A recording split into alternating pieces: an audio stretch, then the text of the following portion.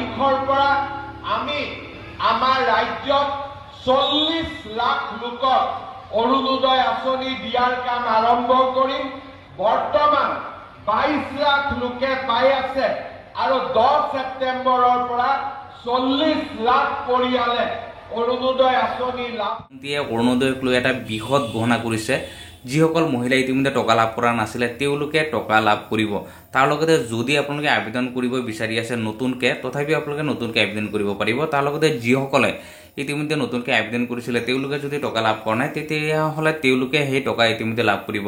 কাৰণ মুখ্যমন্ত্ৰী এটা কথা উল্লেখ কৰিছিলে, যিসকল পুৰণা অৰুণোদয় আঁচনি হিতাধিকাৰী আছিলে তেওঁলোকে যদি টকা লাভ কৰা নাই তেতিয়াহ'লে তেওঁলোকে 30 তাৰিখৰ ভিতৰত আবেদন কৰিব লাগে। তাৰ কাৰণে ইতিমধ্যে যিটো ৰিজেক্ট লিষ্ট আহিছে সেই ৰিজেক্ট লিষ্ট ইতিমধ্যে আহিছে আৰু সেই ৰিজেক্ট লিষ্ট ইতিমধ্যে তাত ছাবমিট কৰিব লগা হৈছে তেওঁলোকৰ ৰেচন কাৰ্ড হওক বা অন্যান্য ডকুমেণ্টছ।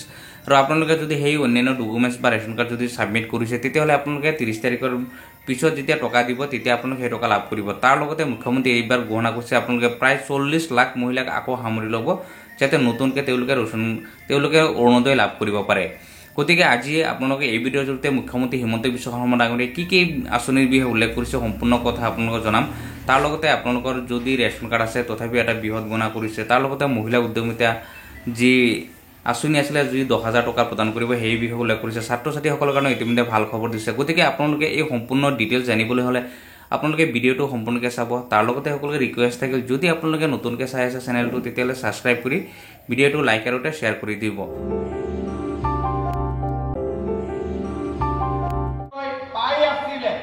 আৰু যিসকলে পাব বিচাৰে এতিয়া গাঁও সভা অনুষ্ঠিত হ'ব জুলাই মাহৰ ভিতৰত। আপোনালোকে যাতে সকলোৱে গাঁও সভাত অংশগ্ৰহণ কৰে আৰু অৰুণোদয় আঁচনিৰ বাবে নিজৰ আবেদন দাখিল কৰে।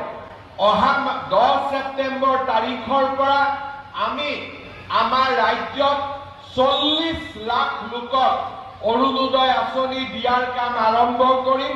বৰ্তমান 22 লাখ লোকে পাই আছে আৰু 10 ছেপ্টেম্বৰৰ পৰা 40 লাখ পৰিয়ালে অৰুণোদয় আঁচনি লাভ কৰিব।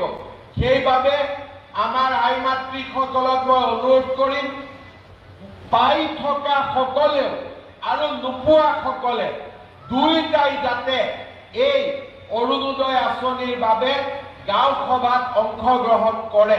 আপোনালোকক মই জনাব খুজিছো যে আগষ্ট মাহৰ পৰা আপোনালোকক আমি সমষ্টি মিটিং পাতি 10,000 টকাটো দিয়া আৰম্ভ কৰিম আৰু চিৰাঙতো আমি নিশ্চিতভাৱে আগষ্ট ছেপ্টেম্বৰ অক্টোবৰৰ ভিতৰত আহি আপোনালোকক 10,000 টকাটো গতাই দিম। এই প্ৰতিশ্ৰুতিও মই আজি আপোনালোকক দিব বিচাৰিছো। তৃতীয়তে এইবাৰ আমি আৰু এটা নতুন কাম হাতত লৈছো যে 1 অক্টোবৰৰ পৰা এতিয়ালৈকে ৰেচন কাৰ্ডত আমি বিনামূলীয়া চাউল পাই আছিলো।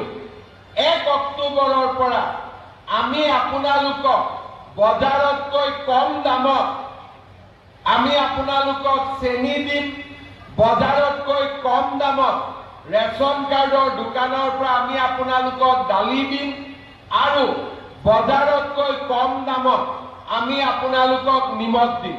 বজাৰত যদি চেনিৰ দাম 90 টকা আমি আপোনালোকক 60 টকাত দিম। বজাৰত যদি দালিৰ দাম 100 টকা আমি আপোনালোকক 70 টকাত দিম। এই আঁচনিখনো আমি 1 অক্টোবৰৰ পৰা আৰম্ভ কৰিম। গতিকে ৰেচন কাৰ্ড থকা সকলো লোকে এই আঁচনিৰ সুবিধা যাতে গ্ৰহণ কৰে তাৰ বাবে মই আপোনালোকক অনুৰোধ কৰিম। চতুৰ্থতে আমাৰ যিবিলাক ছোৱালী কলেজত গৈছে তেওঁলোকেতো নিযুত মইনা আঁচনি পাবই। এইবাৰ আমি আৰু এটা নতুন আঁচনি লৈছো, যিবিলাক ল'ৰা আৰু ছোৱালী মেট্ৰিক পৰীক্ষা দিব তেওঁলোকে যাতে ভাল কৰি খোৱা বোৱা কৰিব পাৰে, কিতাপ পত্ৰ কিনিব পাৰে।